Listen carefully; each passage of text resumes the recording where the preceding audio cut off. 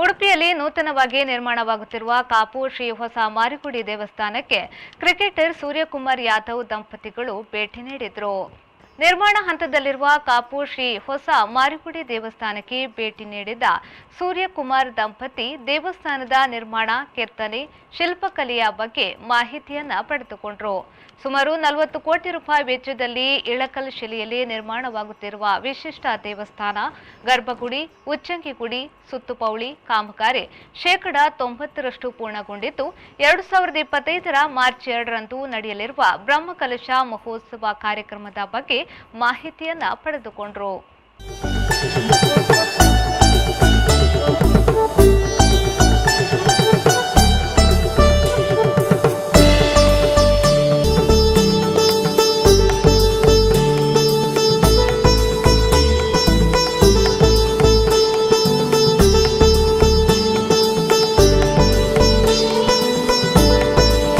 ಪವಾಡದಂತೆ ಮೇಲೆ ಬಂದವರು ಸೂರ್ಯಕುಮಾರ್ ಯಾದವ್.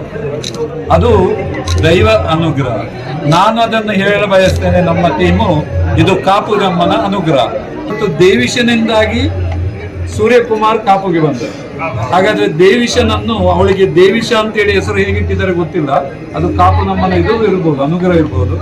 ಅವರ ಇಡೀ ಮನೆಯವರು, ತಂದೆ ತಾಯಿ, ಮಾವಂದಿರು ಎಲ್ಲರೂ ಕಾಪುಗಮ್ಮನ ಪರಮ ಭಕ್ತರು.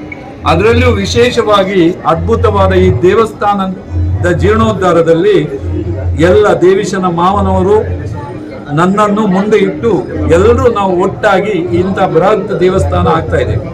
ಇಲ್ಲಿ ನೀವು ನೋಡುವಂತ ಎಲ್ಲ ಈ ಸ್ತಂಭಗಳನ್ನು ಒಬ್ಬರೊಬ್ಬರು ದಾನಿಗಳು ನೀಡ್ತಾ ಬಂದಿದ್ರು.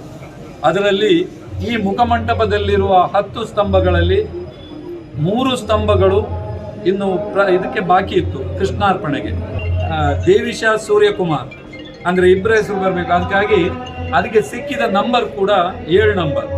7 ನಂಬರ್ ವಿಶೇಷ ಏನಂದ್ರೆ ಅವರ ಮದುವೆಯ ದಿನ, ವೆಡ್ಡಿಂಗ್ ಆನಿವರ್ಸರಿ 7. ಹಾಗಾಗಿ ಅಮ್ಮ 7 ಸಂಖ್ಯೆಯ ನಂಬರ್ ಕೊಟ್ಟಿದ್ದಾರೆ.